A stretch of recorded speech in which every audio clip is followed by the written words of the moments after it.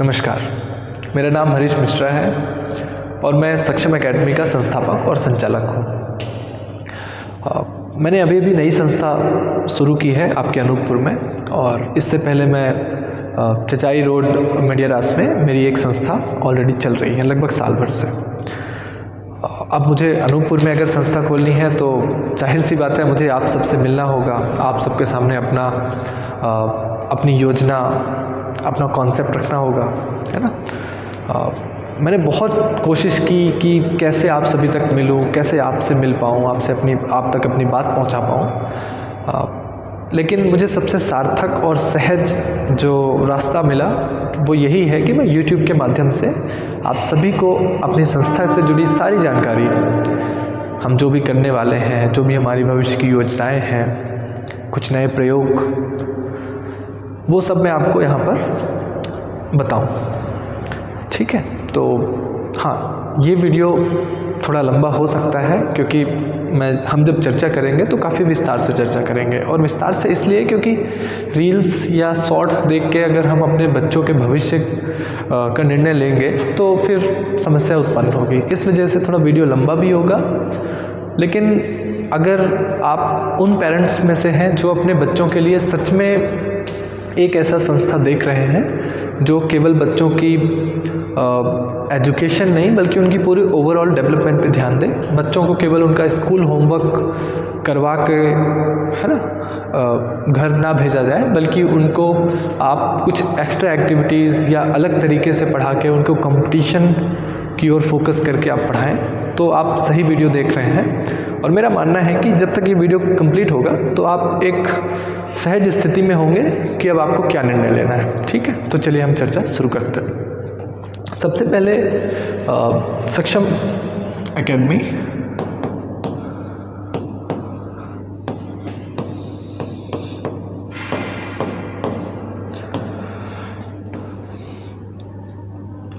इसका जो core concept है वो है कि बच्चों को हम स्कूल सिलेबस के साथ साथ कंपटीशन अप्रोच रखें, क्योंकि आज स्कूल है लेकिन 12th के बाद क्या, कंपटीशन। ऑब्वियस सी बात है, मैं ये नहीं कहता कि आप सभी कंपटीशन के लिए प्रिपेयर करेंगे, लेकिन अधिकांश बच्चे शायद करेंगे, है ना। तो हमारी जो अप्रोच है वो कंपटीशन अप्रोच है। तो हम सबसे पहले स्कूल की बात करते हैं। स्कूल, अब स्कूल, अगर स्कूल का सिलेबस हम पढ़ाएंगे तो फिर स्कूल क्या करेगी, है ना। मन में ये सवाल तो आएगा ही कि अगर स्कूल में भी वही पढ़ रहे हैं बच्चे और ट्यूशन में भी वही या कोचिंग में भी आके वही पढ़ेंगे तो फिर क्या नया है ना। तो नया ये है कि स्कूल में जो बच्चों को पढ़ाने का तरीका होता है, जैसे आप भी स्कूल में पढ़े हैं, मैं भी पढ़ा हूँ, हम सब ये बात जानते हैं कि वहाँ पर जो तिमाही, छमाही और वार्षिक परीक्षाएं होती हैं उस पर आधारित पढ़ाई होती है। उसमें आपको कोई भी कंपटीशन पे फोकस करके आपको नहीं पढ़ाया जाता।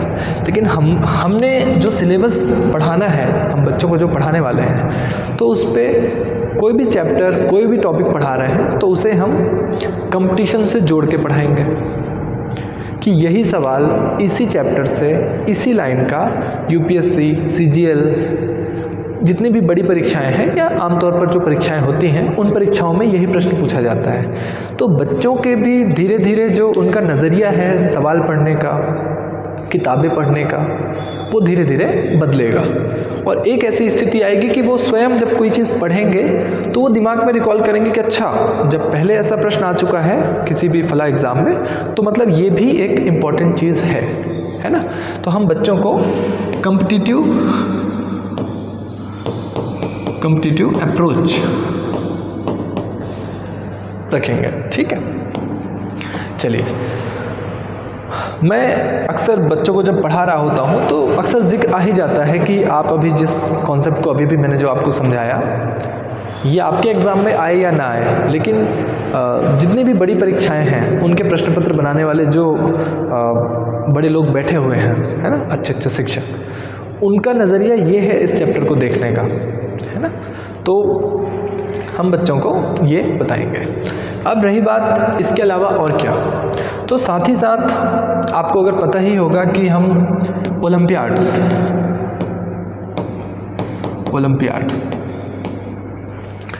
ये फर्स्ट क्लास से शुरू होता है, मतलब फर्स्ट स्टैंडर्ड से 12th स्टैंडर्ड, ठीक है। जो science, maths, general knowledge, mathematics, geography, मतलब हर तरह के सेगमेंट्स होते हैं इसमें, और नेशनल और इंटरनेशनल लेवल दोनों तरह के होते हैं। तो ओलंपियाड में बच्चों के अप्लाई करवाने का हमारा उद्देश्य बिल्कुल भी नहीं है कि उन्हें 25 से 50 हज़ार या लाख रुपए की स्कॉलरशिप मिलेगी। अप्लाई करवाना, उनकी तैयारी करवाने का जो एकमात्र उद्देश्य है वो ये है कि बच्चों का कॉन्फिडेंस बढ़ाना, उनका आत्मविश्वास बढ़ाना। उन्हें भी तो पता चले कि पूरे इंडिया में मेरे ही एज ग्रुप के बच्चे, मेरे ही क्लास के बच्चे के साथ जब मैंने अपना कंपटीशन रखा तो मेरी स्थिति ये है। तो धीरे धीरे उसका आत्मविश्वास बढ़ता है ना, ओलंपियाड में करने से। और अगर किस्मत अच्छी रही तो हो सकता है कि रैंक भी आ जाए, है ना। और इससे बच्चों के अंदर बहुत अच्छा एक डेवलपमेंट होता है कि वो केवल अपने स्कूल के 20-25 बच्चों के साथ compete नहीं कर रहे हैं। क्योंकि कई बार होता है ना, 20-25 बच्चों के बीच में अगर कोई बच्चा है और वो टॉप में है, मतलब सबसे ज़्यादा नंबर्स आते हैं, तो कई बार ऐसा लगता है कि बस हम ब्रह्मास्मि, है ना, ऐसा कुछ भाव आता है। लेकिन वही आप अगर सोचें कि पूरे अनूपपुर में लगभग 14 से 15 स्कूलें हैं, अगर हर स्कूल के उसी सेम क्लास के सारे टॉपर्स को रखा जाए तो 15 टॉपर्स हो गए। अब उन 15 टॉपर्स का एग्ज़ाम दिलवाइए, है ना। तो जो बच्चा अपने स्कूल में टॉपर था, क्या उस 15 के 20 से भी टॉपर निकलेगा? एक ही निकलेगा। अब आप, ये तो मैं अनूपपुर की बात कर रहा हूँ, अनूपपुर ज़िले की। अब अनूपपुर ज़िले में और भी बहुत सारे, जैसे कोतमा वगैरह है, फिर पूरे मध्य प्रदेश को ले लीजिए, पूरे भारत को ले लीजिए, तो आप देखिए कि फिर उसकी स्थिति कहाँ जाएगी, है ना। तो ओलंपियाड करवाने का हमारा जो मेन मकसद है वो बच्चों को एक कॉन्फिडेंस बूस्ट देना है, उनको कंटिन्यूअस बताना है कि आपकी स्थिति क्या है और आपको और प्रयास करना है, ठीक है। ओलंपियाड, उसके बाद कई बच्चों का जो गोल होता है वो जेई और मेंस के लिए, जेई और नीट, है ना। तो ये थोड़ा एक स्पेशलाइज्ड है, तो इसके लिए हमारा एक इंटेंसिव कोर्स होगा। जो बच्चे जेई और नीट में इंटरेस्टेड हैं और करना चाहते हैं उनके लिए हमारी स्पेशल क्लास होगी, ठीक है। साथ में ही अधिकांश पेरेंट्स और बच्चे भी चाहते हैं कि उनके बच्चे सैनिक स्कूल, सैनिक, नवोदय और एकलव्य इन स्कूलों के एंट्रेंस दें और हो सके तो प्रवेश हो, है ना, उनका एडमिशन हो जाए। तो इनकी क्लासेस भी हम रखेंगे ताकि बच्चे अगर चाहते हैं कि वो एडमिशन लें इन स्कूलों में तो वो आराम से उसकी तैयारी हम करवाएंगे, साथ ही साथ जो सिलेबस है उसी के साथ, ठीक है। और ज़रूरत पड़ी तो अलग से एक बैच भी बनाएंगे बच्चों का जो केवल इन पर ही फोकस करेगा, ठीक है। अब एक और सबसे चीज़ जो हम छोड़ रहे हैं वो ये है NDA। हालांकि ये हम जब 12th में होते हैं बच्चे तो ये एग्ज़ाम देना होता है, लगभग 17.5 ईयर्स इसकी एज होती है। लेकिन मैंने भी, शायद आपने भी अपने समय में, या इसकी तैयारी बिना किए ही हम इसकी परीक्षा देते हैं। तो मेरी कोशिश है कि अगर आपको डिफेंस में किसी अच्छी रैंक पे जाना है डायरेक्ट, तो ये बहुत अच्छा एग्ज़ाम है। मतलब आप 12th के बाद डायरेक्ट डिफेंस में जा सकते हैं, वहाँ पर आपको एक अच्छी रैंक पे, उसके बाद अगर आप दोबारा सोचेंगे कि उससे और अच्छी रैंक पे तो फिर CDS, ये ग्रेजुएशन के लिए है ना, ग्रेजुएशन के बाद आप जा सकते हैं, और ये 12th के बाद जा सकते हैं। तो फिलहाल अभी हम NDA पे फोकस कर रहे हैं क्योंकि ये 12th, मतलब आप स्कूल लाइफ में आप इसको मैनेज कर सकते हैं, है ना। और स्कूल लाइफ में इतना दबाव भी नहीं होता है क्योंकि स्कूल है और आपको साथ में इनकी तैयारी करवानी है, और वो सारी सुविधाएं आपको एक ही छत के नीचे हम देने की कोशिश करेंगे, है ना। ऐसा नहीं होगा कि आप फिजिक्स के लिए फला के यहाँ जा रहे हैं और मैथमेटिक्स के लिए फिर रेलवे पटरी क्रॉस करके आप उधर जा रहे हैं, क्योंकि अनूपपुर की स्थिति अभी ये है कि ये जैसे भारत और पाकिस्तान 2 भागों में बटा हुआ है, वैसे ही आधा अनूपपुर अलग है और आधा अनूपपुर अलग है। अब लोगों को अगर आना जाना है तो बहुत लंबा बॉर्डर क्रॉस करके जाना होता है, तो कुछ वैसी स्थिति है।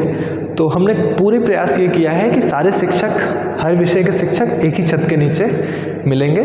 तो आपको पूरा अनूपपुर घूमने की ज़रूरत नहीं है, आप यहाँ पर आइए और आपको सारी क्लासेस प्रॉपर वे में, सिस्टमैटिक वे में, एक इंस्टीट्यूशनल फ्लेवर के साथ मिलेंगी। ठीक है। अब ये तो रही स्कूल सिलेबस की बात, जिस पे हमारा मेन टारगेट दो ही है। पहला ये कि आपको कंपटीशन के लिए मेंटली और इमोशनली दोनों तरीके से हम आपको तैयार करेंगे। दूसरा सिलेबस। अक्सर आपने जितने भी इंटरव्यू देखे होंगे, जो भी लोग सक्सेस हो रहे हैं आजकल बड़ी बड़ी परीक्षाओं में, हमेशा वो ये कहते हैं कि आपको अगर सक्सेस होना है तो आप सबसे पहले आप CBSE की NCERTs पढ़िए। आपको पता है, अब स्कूल समय में जो हमारे टीचर्स NCERT पढ़ाते हैं, बुक तो वही होती है, लेकिन बस पढ़ाने का नज़रिया अलग होता है ना। तो हम कंपटीशन के नज़रिए से बच्चों को पढ़ाएंगे, क्योंकि बच्चा ग्रेजुएशन करने के बाद NCERT पढ़े और वहाँ पे जाके पता चले कि बाकियों ने तो बहुत पहले ही पढ़ रखी थी, अब मैं अभी शुरू कर रहा हूँ। तो बेहतर ये है कि हम स्कूल के समय ही अगर ये जितनी भी NCERTs को हैं, इसे हम कॉम्पिटिटिव अप्रोच से पढ़ लें, पहले ही पढ़ लें, है ना, ताकि बाद में जो हमें एक्स्ट्रा वर्क करना पड़े वो हम अभी कर सकते हैं। स्कूल के समय में आपको ज़्यादा तनाव भी नहीं होता है, क्योंकि आप घर पे होते हैं, अधिकांश बच्चे घर पे होते हैं। स्कूल जाना है, कोचिंग क्लासेस लेनी है, घर में जाके पढ़ाई करनी है, बस हो गया। क्योंकि आप जब कॉलेज लेवल में पहुंचेंगे, या फिर हो सकता है आप कंपटीशन की तैयारी के लिए बाहर जाने का सोच रहे हैं, तो वहाँ पर आप सुबह से शाम आपको समझ में आएंगे कि 24 आवर कब ख़त्म हो गए पता ही नहीं चलेगा, है ना। तो इस सिलेबस को, जो स्कूल सिलेबस है, उससे हम कंपटीशन अप्रोच से अच्छे तरीके से पढ़ेंगे। और हाँ, पढ़ाने का तरीका केवल बुकिश नहीं होगा। बुकिश मतलब किताबी भाषा नहीं होगी। हम प्रयोग करके, बच्चों को टूल्स दिखा के, कुछ वीडियोस के माध्यम से, एनिमेशन के माध्यम से, है ना, कुछ एक्स्ट्रा गेम्स, करिकुलम एक्टिविटी करवा के सिखाएंगे, ताकि वो चीज़ें आपको याद रहें। क्योंकि कहते हैं ना कि पढ़ाना बस हमारा मकसद नहीं है। पढ़ाने के लिए तो बहुत सारी स्कूलें हैं, बहुत सारे सेंटर्स में पढ़ाई हो रही है। हम बच्चों को सिखाना चाह रहे हैं। ठीक है, चलिए, ये बात हुई स्कूल की।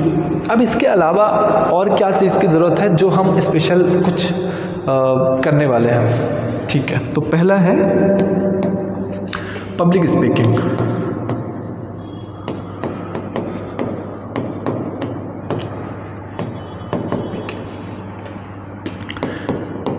दूसरा ग्रुप डिस्कशन, इसको मैं GD लिख देता हूँ। तीसरा है डिबेट्स, इसे हम वाद विवाद बोलते हैं। लेकिन ये वाद विवाद, ये वो वाद विवाद नहीं है कि चौराहे पे खड़े होकर चार लोग आपस में धारा प्रवाह जो भाषा का यूज़ करते हैं, है ना। ये मैं अभी आपको इसका समझाता हूँ। ये हो गया ग्रुप डिस्कशन, आप जानते हैं, और पब्लिक स्पीकिंग बता रहा हूँ। फिर चौथा ऐसे राइटिंग,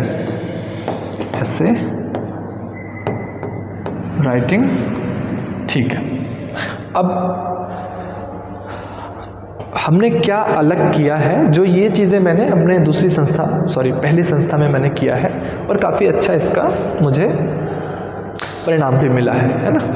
तो अब आप देखिए, अगर आपको पब्लिक स्पीकिंग करनी है, सबसे पहले तो हमारे अंदर हेजिटेशन बहुत होता है। इन केस मैं यहाँ पर खड़ा हूँ और मुझे किसी भी टॉपिक पे बोलना है, जैसे कि अभी इंडिया और US की ट्रेड डील डिस्कशन चल रहा है, तो अब मुझे उसी के बारे में सबको बोलना है कि हाल ही में ये हुआ और ऐसी बात है। हो सकता है कि ट्रम्प फिर से इसे कैंसिल कर दें, लेकिन उससे कोई दिक्कत नहीं, क्योंकि हमने और भी अलग अलग देशों के साथ और like European union, African union और कई जगहों में हमने ट्रेड डील कर रखी है, तो इतनी समस्या नहीं आएगी। अब जब मैं ये बातें कर रहा हूँ, तो जिस कॉन्फिडेंस से कर रहा हूँ, मैंने यहाँ पे कोई पेज या कुछ ऐसा नहीं रखा है या बुक कि मुझे उसको देख के पढ़ना है। मैं आपसे आंखों में आंखें डाल के बात कर रहा हूँ, ठीक है। तो ये कॉन्फिडेंस बच्चों में लेके आना है, और ये तब आएगा जब आपने कुछ किताबें पढ़ रखी हों, अच्छे अच्छे ऑथर्स की बुक, कुछ अच्छे आर्टिकल्स पढ़ रखे हों, है ना, या फिर अच्छी मैगजीन्स, न्यूज़पेपर। आप अपने मम्मी पापा के साथ बैठ के कुछ अच्छे विषयों पे बात करते हैं, है ना। यूट्यूब भी अगर आप यूज़ करते हैं या फिर कुछ और एप्लीकेशंस, तो उस पर भी आप अच्छी अच्छी चीज़ें देखते हैं। अच्छी चीज़ों से मेरा मतलब ये है कि जो आपके काम का है, अननेसेसरी आपको गुमराह करने वाली चीज़ नहीं है कि कोई वीडियो आपने अचानक से देख लिया कि इंडिया के पास तो इतनी ताकत है कि वो पूरे देश को, मतलब पूरी दुनिया को जीत सकता है, ऐसे वैसे ऐसे भड़काऊ चीज़ें नहीं, जो एक संतुलित भाषा जो होनी चाहिए और संतुलित चीज़ें, जिससे आपको एहसास हो कि हाँ क्या सही है और क्या गलत है। तो आपने जब सारी चीज़ें देख रखी हैं, अच्छी किताबें है ना, अच्छी बुक्स, न्यूज़पेपर, मैगज़ीन्स है ना, और अच्छे लोगों से आप मिलते जुलते हैं, बैठ कर सार्थक बातें करते हैं, तो होगा ये कि आप जब पब्लिक स्पीकिंग करेंगे ना, तो आप किसी का रेफरेंस दे सकते हैं, किसी को कोट कर सकते हैं कि अभी मैं हाल ही में किसी के साथ बैठा हुआ था तो हमारी ऐसी चर्चा हुई। तो जो लोग आपको सुनने वाले हैं तो वो आपसे कनेक्ट करेंगे। तो इस तरह की चीज़ें हम पब्लिक स्पीकिंग में आपको करेंगे। अब आए ग्रुप डिस्कशन। अब ग्रुप डिस्कशन, जैसे मैंने आपको बताया कि CDS और NDA ये दोनों का एक मेजर पार्ट है ना। जब आप ग्रुप डिस्कशन के लिए तैयार हो जाते हैं तो आप ग्रुप में होते हैं, 8-10 बच्चों का एक ग्रुप होता है, आपस में कोई ना कोई एक टॉपिक पर डिस्कस करना होता है। वो हम आपको यहीं से सिखाएंगे ताकि आपको CDS में दिक्कत ना हो। अगर आपका विचार ग्रेजुएशन के बाद बनता है कि मैं एक बार CDS ट्राई करता हूँ, तो आप स्कूल लेवल में ही इन चीज़ों में महारत हासिल कर चुके होंगे, है ना। फिर आते हैं डिबेट्स। अब डिबेट भी अगर आपको करनी है तो आप ऐसे ही कुछ भी नहीं बोल सकते, आपके पास प्रॉपर तथ्य होने चाहिए, आंकड़े होने चाहिए, हर चीज़ का एक कारण, रीजनिंग होनी चाहिए, है ना। अपनी बातों को कैसे सामने में प्रस्तुत करना है वो होना चाहिए। तो सारी स्किल्स एक साथ आती है तब आप डिबेट कर पाएंगे। फिर ये ऐसे राइटिंग, मैं जो भी अभी ये 4 पॉइंट्स आपको बता रहा हूँ, ये सारी चीज़ें आप खुद समझ पा रहे हैं कितना ज़रूरी है। अब ऐसे राइटिंग करवाने के 2 पर्पस। पहला तो ये एरर्स मतलब गलतियाँ। बच्चे जब लिखते हैं ना तो आप ठीक ठाक गलतियाँ करते हैं लिखने में, और ये छोटे से लेके बड़े बच्चों तक का है। ऐसा नहीं है कि मैं किसी फर्स्ट क्लास के बच्चे को या 5वीं क्लास के बच्चों को, लगभग हर क्लास के बच्चों की गलतियाँ बहुत ज़्यादा है। और दूसरा ये कि कई बार बच्चों को समझ में चीज़ें आ जाती हैं बट वो एक्सप्रेस नहीं कर पाते, लिख कर, बोल कर लेते हैं, लिख कर नहीं कर पाते। तो ऐसा ना हो कि बच्चा पब्लिक स्पीकिंग में बिल्कुल बहुत शानदार हो जाए लेकिन लिखने की बारी आए तो लिख ना पाए, फिर ऐसी स्किल किस काम की। तो हमें एक बैलेंस बना के चलना है, एक संतुलन बना के चलना है कि बच्चे को ये भी आना चाहिए और ये भी आना चाहिए। जहाँ ज़रूरत पड़ी तो इसमें, जहाँ ज़रूरत पड़ी तो ये, लेकिन कहीं भी बच्चे को रोकना नहीं है उसको। तो एरर्स, अभी मैं एक बच्चे के साथ बैठा हुआ था, बच्चे के पेरेंट्स के साथ बैठा हुआ था, उन्हीं की वजह से फिर मैंने, मतलब एक्चुअली पहले मेरा प्लान था 5th to 12th तक करने का, लेकिन उनकी रिक्वेस्ट पे कह लीजिए या उनसे बात करने पे मुझे ऐसा रियलाइज़ हुआ कि ज़रूरत एक्चुअली 1st to 12th तक की है ना। तो मैंने फिर इसको 1st to 12th कर दिया है। तो हाँ, मैं जिस पेरेंट्स की बात बता रहा हूँ, तो उन्होंने मुझसे कहा कि सर मैं अभी स्कूल जाऊँगा, जब पेरेंट्स मीटिंग होगी तो एक पेज में उन्होंने वेरी गुड दे के रखा है, वेरी गुड भी नहीं, वी गुड लिख दे के रखा है और साइन किया हुआ है। तो मैंने बोला ये तो अच्छी बात है। बोले नहीं सर, उसी को जब मैंने ध्यान से पढ़ा, मेरी वाइफ ने ध्यान से पढ़ा, तो उसमें लिखा हुआ था Diwali is a lights off festival, जबकि होना क्या चाहिए, Diwali is a festival of lights, है ना। तो अब आप समझ सकते हैं कि स्कूलों का स्तर क्या है या फिर शिक्षकों का स्तर क्या है। अब अगर हम बच्चे को उसकी गलती अंडरमार्क नहीं करेंगे, अंडरलाइन करके नहीं बताएंगे कि ये गलत है ये सही है, तो बच्चे के हिसाब से तो वो सही है, वेरी गुड काम कर रहा है वो। और जब वो किसी परीक्षा में बैठेगा और फिर से वही चीज़ लिखेगा, Diwali is the lights off festival, या फिर कुछ ऐसी चीज़ें जो है ना, तो फिर किसकी गलती आप मानेंगे, उस बच्चे की या फिर शिक्षक की। क्योंकि शिक्षक का काम केवल अच्छे बच्चों पर, या जो बच्चे अच्छा कर रहे हैं केवल उनके लिए नहीं ना, शिक्षक तो सबके लिए बराबर है। अगर 30 बच्चे बैठे हैं तो शिक्षक के लिए 30 बच्चे बराबर होने चाहिए, चाहे एक बच्चा ज़्यादा गलती करे या बिल्कुल भी ना करे। बल्कि मैं तो ये कहता हूँ जो बच्चे ज़्यादा गलती कर रहे हैं उसके लिए जिम्मेदारी ज़्यादा बढ़ जाती है शिक्षक की, है ना। तो जो एरर्स होते हैं उसे काउंटर करने के लिए, उसे ठीक करने के लिए हमने ऐसे राइटिंग का कॉन्सेप्ट निकाला है। ऐसे राइटिंग में हम क्या करते हैं, जैसे बच्चों को हमने बोला कि आप डेली का रूटीन लिखना चालू करिए कि आज सुबह उठे आप क्या किया, किससे क्या बात की। कोई ज़्यादा व्यक्तिगत बात है तो लिखने की ज़रूरत नहीं है, पर हाँ मतलब एक सामान्य बात है जो आप किसी के साथ शेयर कर सकते हैं, वो बातें आप आराम से लिख सकते हैं उसमें, है ना। तो इस तरह की कुछ हमने कोशिश की है। ठीक है,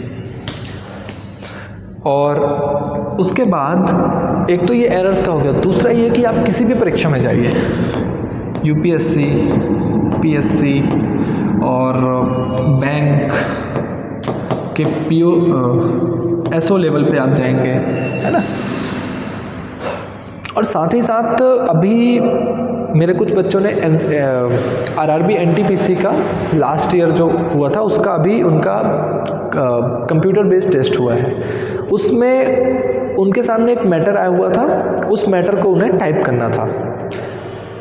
देखिए कई बार ऐसा होता है ना, आपने बस पढ़ा, आपको पता चल गया कि ये किस बारे में है। वो हमें कब पता चलेगा, अगर हमने कुछ चीज़ें पढ़ रखी हैं, हमें पता है कि किस बारे में कुछ भी। तो बच्चे लिख नहीं पा रहे थे, टाइप नहीं कर पा रहे देख के, क्योंकि वो बिल्कुल नया लग रहा है उनके लिए। अब नया क्यों है, क्योंकि कभी कोई न्यूज़पेपर नहीं पढ़ा, कभी कोई मैगजीन नहीं पढ़ी, कभी कुछ बुक्स नहीं, करंट अफेयर में क्या चल रहा है हमें कोई मतलब ही नहीं है। तो होता क्या है फिर कि आप लिख भी नहीं पाते अच्छे से। तो आपको ये ऐसे राइटिंग हर चीज़ में काम आएगा, हर चीज़ में, केवल ये परीक्षाओं की बात नहीं है। वैसे भी एक आम व्यक्ति को, आप स्टूडेंट, क्लास, टीचर सब एक तरफ रख दीजिए, एक आम व्यक्ति को जितना ज़रूरी कपड़ा, रोटी और मकान है, उतना ही ज़रूरी आपको नहीं लगता किसी भी एक भाषा में अच्छे से लिखना ज़रूरी है? चलिए, तो हमने लगभग स्कूल वाला जो सिलेबस था, वो स्कूल वाली जो बातें थी वो ख़त्म कर दी हैं। हमने एक पक्ष की पूरी बात कर ली। अब हम दूसरे पक्ष पे आते हैं जो है प्रतियोगी परीक्षाओं का।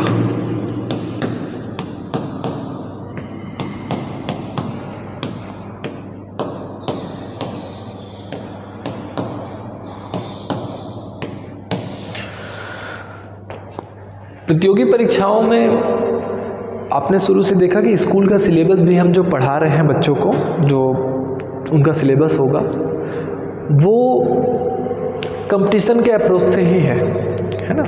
उसमें हमारी कोशिश ये है कि जब तक वो कंपटीशन एग्ज़ाम्स तक पहुंचेगा तब तक उसकी तैयारी लगभग 90% हो चुकी होगी, सिवा करंट अफेयर्स को छोड़ के। ठीक है, तो अब प्रतियोगी परीक्षा में दो प्रकार के लोग हैं। एक तो जो अभी 12th पास आउट है, दूसरे वो जो अभी अंडर ग्रेजुएट हैं, मतलब ग्रेजुएशन रनिंग में चल रहा है, और तीसरे में जो पोस्ट ग्रेजुएट है। ठीक है, अब हम अगर 12th पास वालों की बात करें तो वो अब ग्रेजुएशन करेंगे, तो ये दोनों एक ही उसमें आ जाते हैं। सबसे अच्छा समय जो है वो इनके लिए है, क्योंकि अभी 3 साल ये बच्चे कॉलेज करने वाले हैं, अपना कॉलेज की पढ़ाई करेंगे। और कॉलेज में आमतौर पर हम जो पढ़ रहे हैं वही चीज़ें आपके कंपटीशन में भी हैं। और अच्छी बात यह है कि 12th अभी ये बच्चे पास हुए हैं, और जो बच्चे 12th पास हुए हैं उनमें ज़्यादा मेहनत की ज़रूरत नहीं है, क्योंकि अभी उन्होंने सारी चीज़ें पढ़ रखा है। और अंडर ग्रेजुएट बच्चे जो हैं वो कॉलेज में वही चीज़ें पढ़ रहे हैं। तो लगभग 12 साल से ये जो पढ़ रहा है, और ये जो लगभग 13-14 साल का इनका है, वही चीज़ें कंपटीशन की हैं। बस हमें उसको थोड़ा पढ़ाने का तरीका बदल जाता है, परीक्षाओं में जो प्रश्न पूछे जाते हैं उनके हिसाब से पढ़ाया जाता है। और रही बात पोस्ट ग्रेजुएशन की, तो ऐसा नहीं है कि इसके सारे चांस ख़त्म हो गए हैं, अब ये कुछ नहीं हो सकता, इनका भी बहुत है। लेकिन हाँ, अधिकांशतः जो ज़्यादा समय अच्छा होता है इनके लिए होता है, क्योंकि ये समय बच जाता है। आपको 15 साल के बाद समय नहीं देना है। लेकिन पोस्ट ग्रेजुएशन में क्या है, आपने पूरी पढ़ाई कर ली, 12 साल स्कूल, 3 साल ग्रेजुएशन, 1 या 2 साल आपका पोस्ट ग्रेजुएशन, मतलब आपने लगभग 16 से 17 साल आपने पढ़ाई कर ली। उसके बाद आप डिसाइड कर रहे हैं कि अब मुझे क्या करना है। इसलिए मैं कह रहा हूँ ये और ये, इनका समय भी बचता है और इनकी प्रायिकता भी ज़्यादा होती है। चलिए, अब मैं बात करूँ कि हम तैयारी किस किस एग्ज़ाम की कराने वाले हैं। तो आप MPPSC, हालांकि PSC कोई भी हो सकता है ना, क्योंकि मोर और लेस 80 to 90% जो सिलेबस है वो सबका सेम है ना। पॉलिटी, इकोनॉमी, हिस्ट्री, ज्योग्राफी हर जगह सेम होती है। हाँ, अगर हम किसी स्टेट स्पेसिफिक बात करें तो स्टेट का एलिमेंट उस पर आ जाता है, तो है ना। अब हम आते हैं Madhya Pradesh staff selection employ selection board, ठीक है। अब इसी में हम एमपी पुलिस और एसआई, हेड कांस्टेबल और एएसआई, ये सारी इस पे वैकेंसी रहती है। फिर आप एसएससी में आ जाइए, आईबीपीएस में आ जाइए, उसके बाद आरआरबी, रेलवे, एनटीपीसी और ग्रुप डी। लगभग ये मोटा मोटा एग्ज़ाम है, मोटा मोटा ये एग्ज़ाम्स हैं जो हम करने वाले हैं। इसके अलावा भी कई एग्ज़ाम हैं, लेकिन हाँ, कोशिश यही रहेगी कि इन एग्ज़ाम्स को हम कैटर करें। तो अब आप लोग सोच रहे होंगे कि इतनी भारी परीक्षाओं की तैयारी अनूपपुर में संभव है? जी हाँ, बिल्कुल संभव है।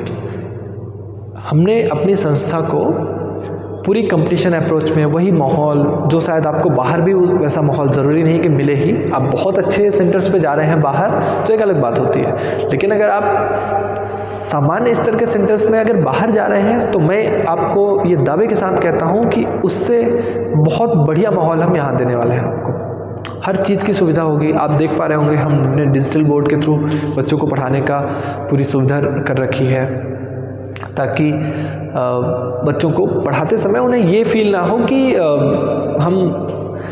हमें कुछ बड़े शहरों से यहाँ पर कम सुविधाएं मिल रही है ना। अब ये जो बच्चे हैं ये इनके लिए सबसे आसान है कि 12th कंप्लीट हुआ, आप चलो ठीक है 5-6 महीने जो भी आपको वेट करना है, उसके बाद आप आराम से कोई भी एग्ज़ाम पकड़ लीजिए। हालांकि सिलेबस सबका सेम है, तो हमें कोशिश ये करनी चाहिए कि हम जितना भी स्टैटिक पार्ट है पूरा उसको एक बार अच्छे से पढ़ लें, सारी एनसीईआरटीज़ वगैरह एक बार अच्छे से पढ़ लें। जब ये सारी चीज़ें हो जाएंगी तो बचेगा क्या? Current affairs. अब आपको मैं इसमें और इसमें एक छोटा सा डिफरेंस क्या है वो मैं बताता हूँ। अब जैसे कि स्टैटिक में आप सपोज आप पॉलिटी पढ़ रहे हैं, भारतीय राज्य व्यवस्था। अब उसमें आपने देखा कि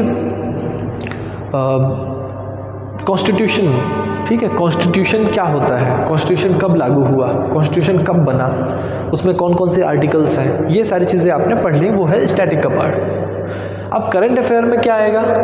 जैसे कि मान लीजिए 106 कॉन्स्टिट्यूशनल अमेंडमेंट क्या था और किस लिए किया था। 101 कॉन्स्टिट्यूशनल अमेंडमेंट क्या था और किस लिए किया था, है ना। तो ये करंट अफेयर में आएगा। उसी साल आपके जो जो अपडेट्स हो रही हैं देश दुनिया में, कब कौन सा कहाँ ज्वालामुखी फट गया, कब कहाँ कोई नदी सूख गई, कोई लेक न्यूज़ में है, तो ये सारी चीज़ें करंट अफेयर। लेकिन जो स्टैटिक पार्ट है, माउंट एवरेस्ट पूरी दुनिया का सबसे ऊंचा पर्वत है, ये नहीं बदलने वाला क्योंकि वही है। प्रशांत महासागर सबसे बड़ा महासागर है, ये नहीं बदलने वाला क्योंकि वही सबसे बड़ा महासागर है, ठीक है।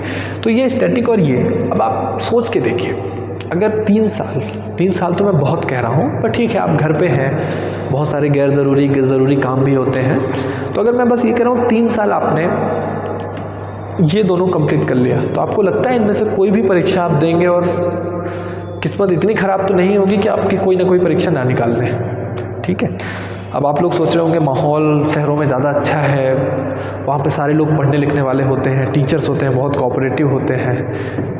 मैं कहाँ कह रहा हूँ, मना कहाँ कर रहा हूँ कि नहीं होते हैं, लेकिन आपको नहीं लगता केवल माहौल, केवल टीचर्स की वजह से हम इतना दूर जाने की ज़रूरत है?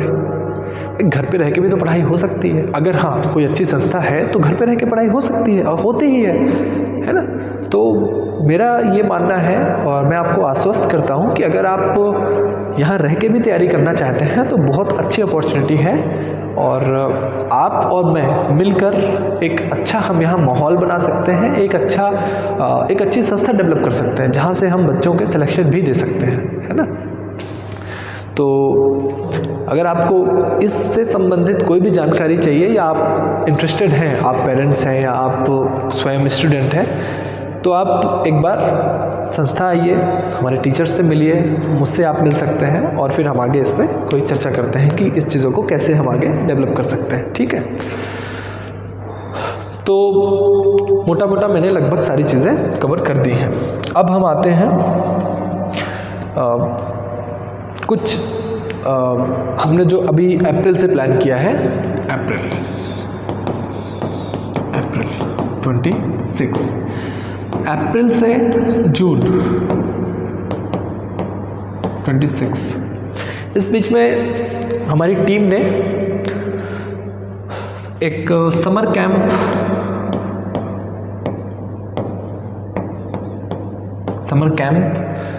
प्लान किया हुआ है, जिसमें 3 प्रकार के ग्रुप्स होंगे। पहला 1st to 5th, दूसरा 6th, 7th and 8th और तीसरा है 9th and 10th। 3 age group है, मतलब क्लास वाइज, और तीनों के हिसाब से अपना अपना करिकुलम प्लान है। ठीक है, इन बच्चों में थोड़ा सा खेल कूद इंजॉय का ज़्यादा एलिमेंट होता है, इनमें थोड़ा कम और इनमें काफ़ी कम, है ना। और चीज़ों को करके सिखाई जाती हैं, कुछ खेल कूद के माध्यम से, कुछ वीडियोस के थ्रू, और बहुत सारी ऐसी चीज़ें हैं, एक्टिविटीज़ करवा के कोशिश की जाती है कि बच्चों में मैच्योरिटी जो लेवल की होनी चाहिए वो करें, टीम बॉन्डिंग सिखाएं, और छोटा छोटा एलिमेंट जैसे स्पीकिंग, जैसे मैंने आपको बताया, public speaking, group discussion, debates, कुछ लिखना, पोएट्री करना, कोई क्राफ्ट्स बनाना, विदाउट फायर आप क्या क्या खाना बना सकते हैं, कोई हेल्दी फूड, तो ऐसे करके बहुत सारी चीज़ें हैं जो हम समर कैंप में करेंगे। तो समर कैंप के लिए अगर आपको इंटरेस्टेड हैं, आपको लगता है आपके बच्चों को एक थोड़ा सा माहौल देने की ज़रूरत है कुछ दिनों के लिए, तो आप संस्था में आ सकते हैं या कॉल कर सकते हैं इस नंबर पे।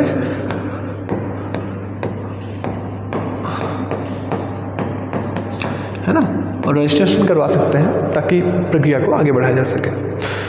बाकी सब्जेक्ट्स जैसे कि मैंने आपको स्कूल और कंपटीशन का बताया, उसमें भी अगर आप इंटरेस्टेड हैं, आपको लगता है कि एक बार संस्था में चल के विज़िट किया जाए, तो आप बिल्कुल स्वागत है आपका, आप आइए। और डेमो क्लासेस के लिए आप रजिस्टर करवा सकते हैं। जैसे ही बहुत सारे मतलब एक सीमा के अंदर बच्चों के रजिस्ट्रेशन हो जाएंगे, तो हम एक डेमो क्लास आपके लिए ऑफ़र करेंगे। ठीक है, फ्री ऑफ कॉस्ट। तो ये रही बात, ये आप नंबर लिख सकते हैं। और अब आपके मन में आ रहा होगा कि ये मैं कहाँ से बात कर रहा हूँ, मतलब ये हमारी संस्था कहाँ है। तो हमारी 2 संस्था हैं। पहली अनूपपुर रोड, अनूपपुर चचाई रोड, मेडियारास, मध्य प्रदेश। मैं मध्य प्रदेश इसलिए कह रहा हूँ क्योंकि आमतौर पर दूसरे स्टेट्स के बच्चे भी या पेरेंट्स देख रहे हैं। और दूसरी संस्था जो है, जो हमारी बड़ी संस्था है, जहाँ पर हमने बहुत सारी चीज़ें डेवलप कर रखी हैं, वो है अनूपपुर जिला अस्पताल के सामने।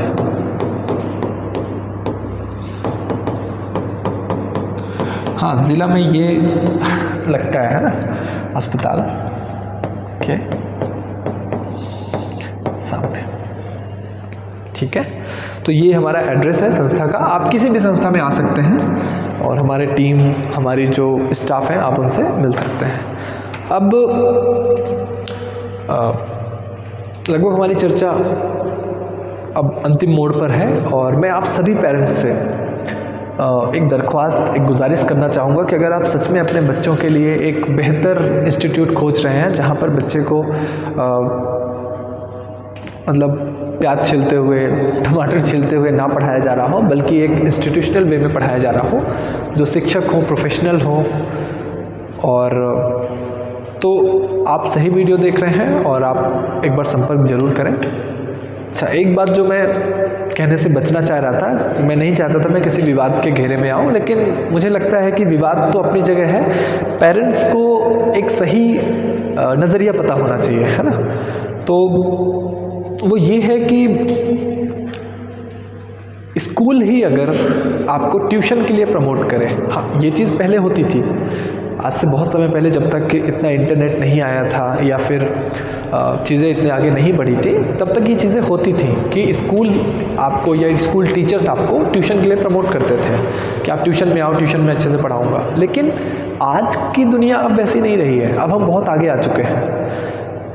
कुछ स्कूलों का मैं देखता हूँ कि 2 बजे तक या 3 बजे तक उनका स्कूल होता है, उसके बाद वही टीचर, जिस टीचर से उसने स्कूल में पढ़ाई की है, वही टीचर शाम को आके आपको ट्यूशन भी पढ़ाता है।